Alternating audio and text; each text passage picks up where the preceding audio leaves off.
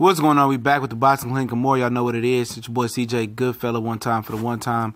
Don't forget to hit the subscribe button, the bell icon button, so you know we go live. We got a live stream coming really soon, talking about boxing. Shout out to all the brothers that was on the live NBA boxing, NBA chat as well.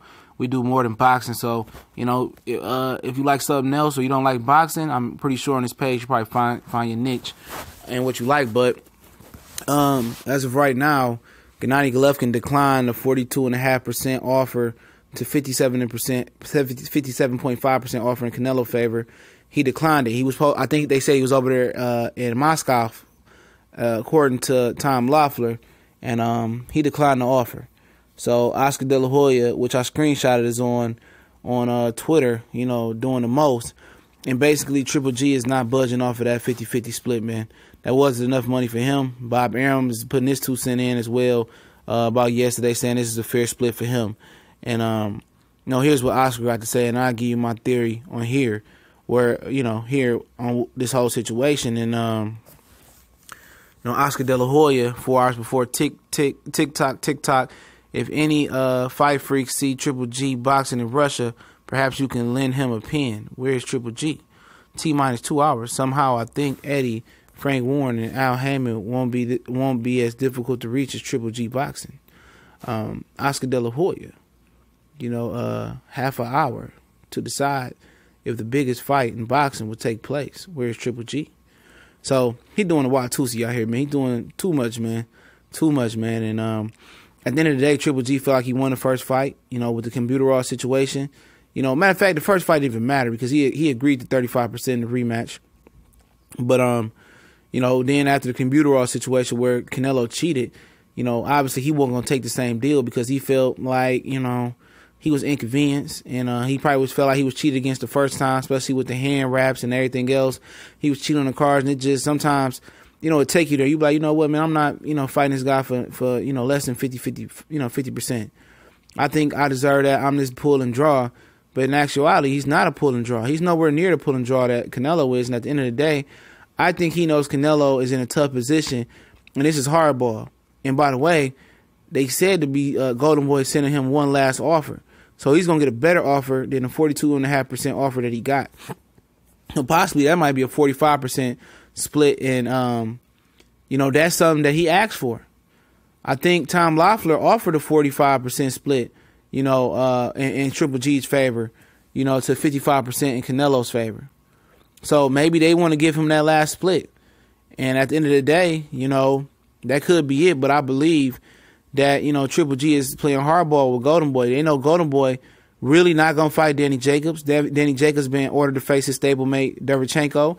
And his manager said, they had the same manager as well, Ian Trainer, said that's the fight they aiming for. So Andre Rozier is going to train Danny Jacobs. That's what they want. And Danny Jacobs came out and said Golden Boy is trying to lowball him as well. And that's helping Triple G's favor. Because obviously, at the end of the day, it was always been believed that Canelo Alvarez was going to fight Gary Spike O'Sullivan. You know, if the Triple G fight didn't happen. And I think Triple G is calling a bluff. He's standing a standstill. He's telling basically Golden Boy, go ahead, man. Go fight somebody else. This is the fight that you guys need to save face. And you're not going to fight Danny Jacobs. You're not going to fight Jamal Charlo. You're not going to fight Billy Joe Saunders. And the fans going to see what type of fraud you is when you sign to fight Gary Spike O'Sullivan. And I think this is Triple G paying hardball. But at the end of the day, you know, they still came back to the table after their deadline. So they set a deadline. And I knew when I woke up this morning, and I knew before I went to sleep yesterday, if he didn't accept that fight, he wasn't going to accept it. And he didn't accept it this morning. I'm like, yeah, you know, this could be an issue.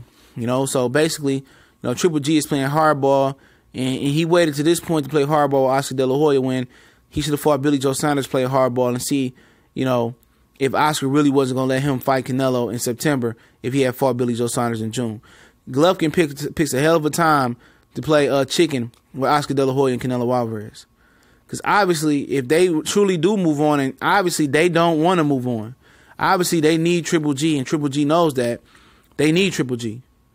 They don't want to go fight Danny Jacobs, and they don't get that's evident by the low ball offer they gave Danny Jacobs. And obviously, Danny Jacobs didn't like the offer. He didn't like the offer. And he's going to go ahead and fight Derevchenko. So where do they go now? They don't want to fight Billy Joe Saunders, and he's available. So how's that going to look? You fighting Gary Spike O'Sullivan for not a belt, and Billy Joe Saunders out there, and Jamal Charlo out there, you know, for all these other fighters out there, and you don't want to fight. He fight Gary Spike O'Sullivan, and Triple G knows he's in the position of strength right now, and he playing chicken with a Mack truck, man. And at the end of the day, he's in a position of weakness as well too, because if he don't fight Canelo and he don't fight Jamal Charlo, guess what? He gets stripped of another belt, and he gets stripped of his dignity, and everything that a lot of people say about Triple G out here in the boxing community is going to be factual, and a lot of his fans going to have no other choice unless go into fetal position to go into hiding or come out and say it is true about what they say about Triple G and not wanting to fight the best. So at the end of the day, Triple G betting on himself, and at the end of the day, he might just fuck around and retire, man. He made a lot of money in the first fight. He might just fuck around and retire and say, fuck it.